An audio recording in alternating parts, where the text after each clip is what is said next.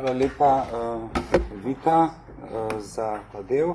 Zdaj pa imamo 15 minut na voljo za to, da vi postavljate vprašanja osebam, ki so imeli zdaj predstavitve v tem prvem dopoldanskem delu, tako da so vam 15 minut na voljo. Jaz bom imel pol še nekaj tehničnih navodil in pol bo sledil polurni odmor za kavo in čaj in eno osvežitev, pol pa v drugi del. Tako da, če imate vprašanja, evo zdaj je prilika. Za vse predavatelje in predavateljice do podneva, seveda.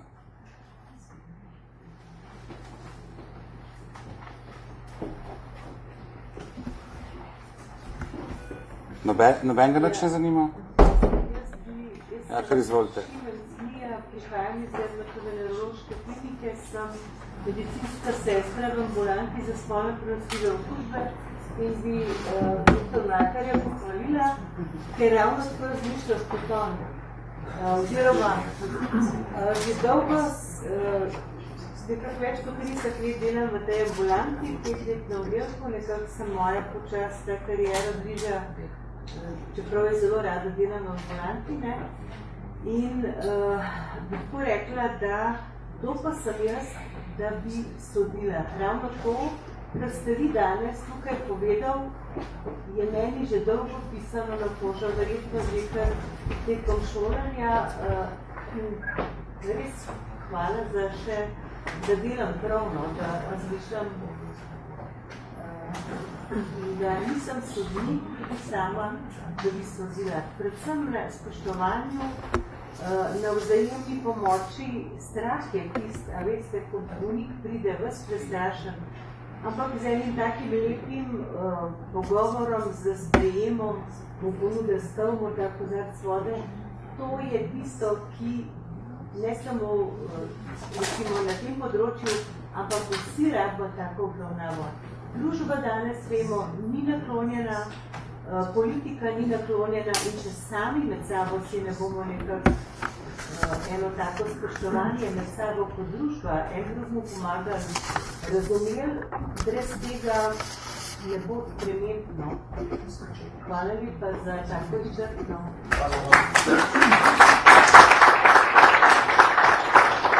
Če se lahko še jaz pridružim temu mnenju, jaz mislim, da naši bolniki s HIV-AIDS-em uživajo na kliniki en poseben status, lahko povedo tudi sestre, ki so tukaj.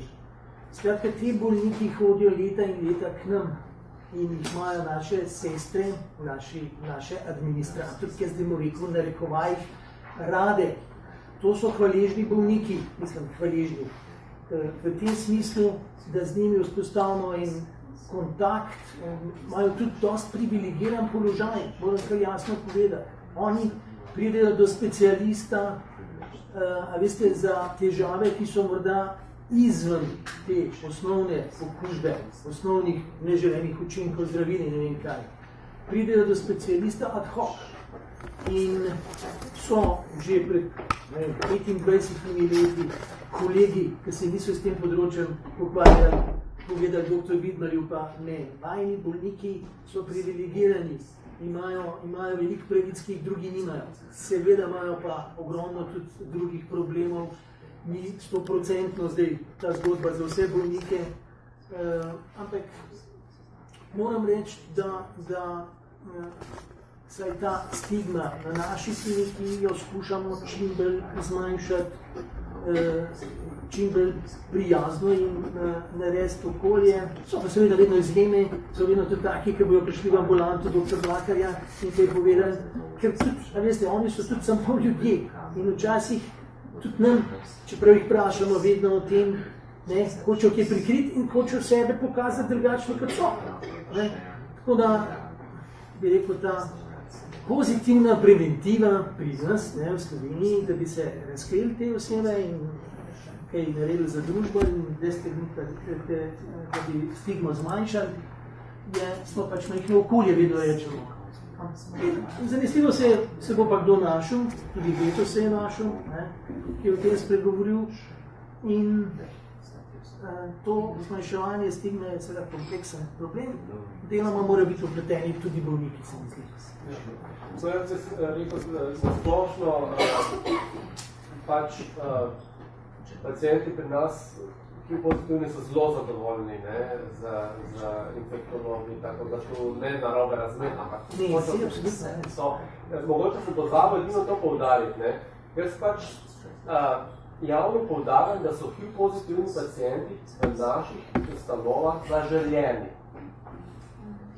In mislim, da je to tista najbolj varen način. In to tudi svojim zaposlenim razložim. Če bomo mi odprto, prav pozitivno poudarjali, da so zaželjeni, bo velika verjetnost, da nam bojo vsi pozitivni to tudi povedali. Ker bolj smo mi odklonilni, večja je možnost, da nam prikrijejo to, da so pozitivni. To je čisto racionalni pristop. Mi smo friendly tudi. In ti pacient pove in si pač, ker smo kirurška hiša, še malo bolj previdni. Leto nazaj sem operiral pozitivnega bolnika za kilo in se mi je inštrumentarka zbodla z iglo, rečemo. In je prišla do mene. Ja, tako je uredili vse vredno, pač en mesec terapije, pa vredno, pa toliko paziš, pa toliko paziš. To je ključno, da so zaželjeni. Ker če so zaželjeni, potem se boš na te ljudi navadil in boš videl, da to je nekaj posebnega. Torej, don't die of ignorance, predvsem neznanje je tukaj problem. In tukaj so stomatologi, kar sem pokazal stigmi od etične komisije, prosil, da pridejo spet zdravila na kartico, da bodo oni gledali. To je v miselnosti zgrešeno, ker od teh ljudi se oni ne bojo okužili. Večina jih zdravimo. Virusno breme naših 550 bolnikov je takšno, kakor je virusno breme, količina virusa v enem bolniku je 10 let okužen. Ono na milijarde virusa, imajo pa nezaznan virus, skrit. Skratka, to je ključna zadeva, ki skušamo, veste, že vemo, ki pišemo, govorimo in tako naprej, ljudi prepričati, da bojte se v njih, ki jih ne poznate in delajte po sistemu, ki je varen za vse. Vsak je potencijalno tudi pozitiven. Dobro, hvala lepa. Doktorica Guček, ja? Ja, Nena Korčava-Guček, jaz sem specialistka družinske medicine, drugače sem pa tudi že vrsto let učitelj na katedri za družinsko medicino na medicinski fakulteti v Ljubljani. Samo eno razmišljanje, ki res iz tega, kar smo danes v prvem delu slišali, izhaja mogoče v tem trenutku bolj kot učitelj, kot zdravnik, čeprav si vedno v obojih parih čevljev ali pa na vsaki nogi imaš enega. Najprej res občudovanje in moj poklon in simpatija vsem trem spoštovanim sogovornikom, predhodnikom, še posebno gospe Šimenc, ki je posvetila temu izzivu svoje življenje in dve optimistični misli se mi ob tem nakazujeta. Prvo je to, da če vidimo problem, so možne tudi rešitve. Brez problemov ni rešitev. Na vsak način je tukaj morda kakšen problem, ampak že če ga vidimo, je rešitev na plani. Nekje v daljavi morda še, dokler bi pa mislili in sodili, da smo vsem pošteni, pravični, prijetni in naklonjeni stvarem, ki morda posamezniki niso, to počasa brez problemov tudi rešitev ni. Druga stvar, ki je pa mogoče bolj res v učiteljskem plašču, je pa ta, da najlažje je učiti znanje oziroma dajati informacije in učiti spretnosti. Ne so to ročne spretnosti ali pa spretnosti komuniciranja. Spreminjanje stališč je tisto, gospa Šimenc mi prikimava, ki je najtežje. Nek posameznik je vegetarijanec, nek posameznik ne nosi črne barve. Spreminjanje stališč je najtežje, ne samo v procesu učenja, ampak tudi v procesu osebne rasti. še posebej, če imaš že eno stališče, ga zamenjati je veliko težje, kot pa mogoče med gradnjo osebnosti in stališč in oblikovanjem stališč sugerirati smernice in strani, ki so bolj prave, pa bolj široke kot kakšne druge. Ampak ravno v primeri dobrih praks, posamezni primeri, ogledovanje filmov, igranje vlog, to so tisti pedagoški načini, ki pravzaprav lahko vplivajo na spreminjanje stališč. Tako da jaz vedno mislim, da je učenje dvostranski problem in en moj brazilski študent je nedavno mi napisal nekaj, kar bom zagotovo še veliko krat citirala, se mi zdi lušno in želim, da to tudi kdaj porabite. On je napisal, učenje je kot objemanje, nobenega smisla ni, da to počneš sam. Hvala lepa.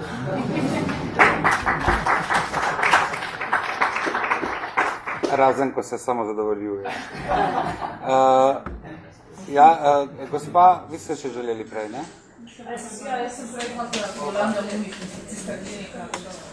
Povedala samo to, da za nas, da tukaj delamo pač na tej kliniki, je zelo pomembno ta del, ki je bil prej omenjen, da je pač moški, ki ima spolne odnose z moškimi, da imajo v svoji okolici možnost, da to delijo s svojo okolico in da to pač svobodno nekako živijo, ker v takih primerih je tudi, kada potem k nam pride v bistvu ta komunikacija in to sodelovanje veliko boljše, kot so takrat, imajo že na tem področju težave. To imamo različne izkušnje na tem področju in včasih so bile te izkušnje v bistvu zelo težke tudi za nas, ker smo potem s temi ljudmi pač tukaj delali.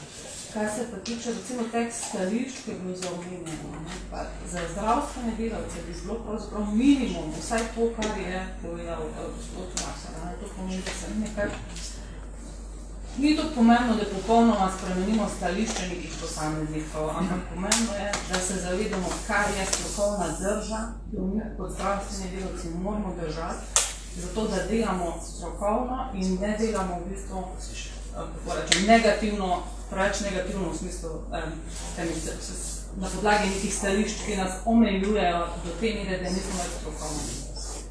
Če bom zdaj vas malo izzval na to neposredno repliko, ali lahko zdravstveni delavec z odklonilnim stališčem nudi enako kakovostno storitev klientu, pacientu, bolniku? Sprašujem cel panel, tako da to... Ker jaz tudi mislim, da ne rabiš... Edino operater.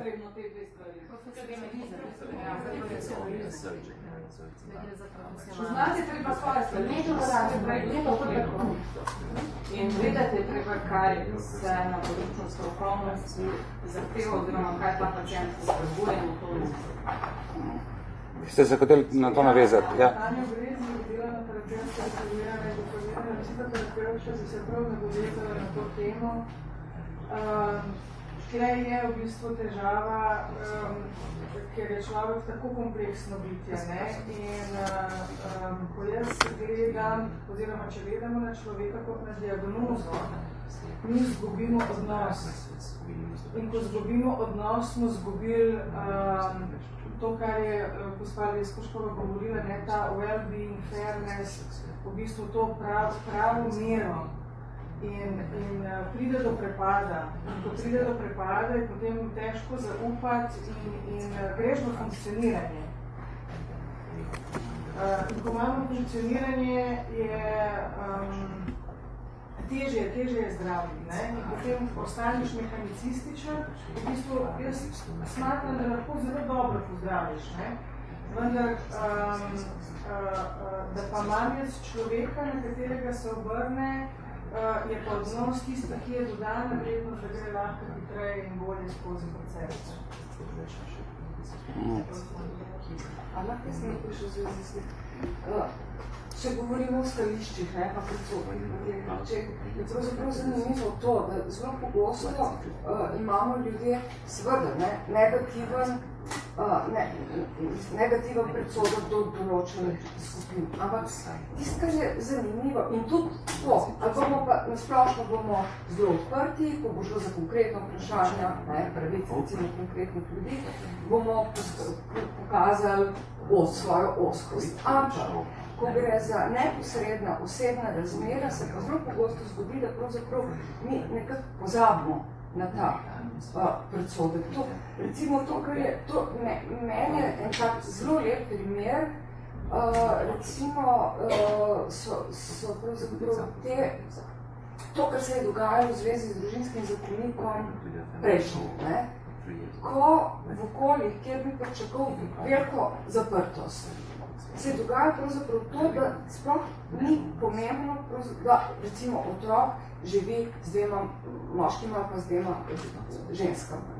Hočem reči, da ko v teh najbolj intimnih, neosebnih razmerih, dostkrat pravzaprav se zgodi, da pozabimo na ta svoj predsodek in ga na nek način seveda ga ohranimo, ampak tako da rečemo, da ta, s katerim imamo mi opravka, je pa izjema. To je sicer nekaj, kar je pravzaprav, mislim, kaj ne rečem, to je neka strategija, s katerim to kognitivno disonanco zmanjšamo. Je problem to, seveda, ampak na ravni medosebnih odnosov pa pravzaprav pozitivno učinkuje, to hočem reči. Da, veste, mislim, ljudje smo zelo nekonsistentna bitja, bistveno bolj, kad mislimo, da smo pa hoteli vse misliti. Tako da bi na to vprašanje, mislim, ali lahko kvalitetno dela, pravzaprav je vsak ta odnos, ki ga ne sestavlja, ki ni odvisen samo od podatkov, ki jih imaš ti o osebi, recimo, podatkov o tem, da pripada neki skupini, ki jo ti sicer zavračaš, ampak je v tem odnosu še marsikaj drugega. Nikoli ni sam en dejavnik. Nikoli en sam dejavnik ne vpliva na naše razmerja z drugimi in na to, kako bomo več. Mogoče bi jaz čist nekaj še, kar sem poznal, mogoče spomniti. Ko imamo mi pacijenta, pa ga poznamo dolgo časa, mi moramo vedeti, da način, kako on seksa, se lahko v tem času tudi spremeni. Se pravi, mi spreminjamo, to je iluzija, da je nekaj zabetonirano, kar se tiče naših čustvenih, spolnih občutij, potreb. To ni mišljeno samo sprememba na vedno manj.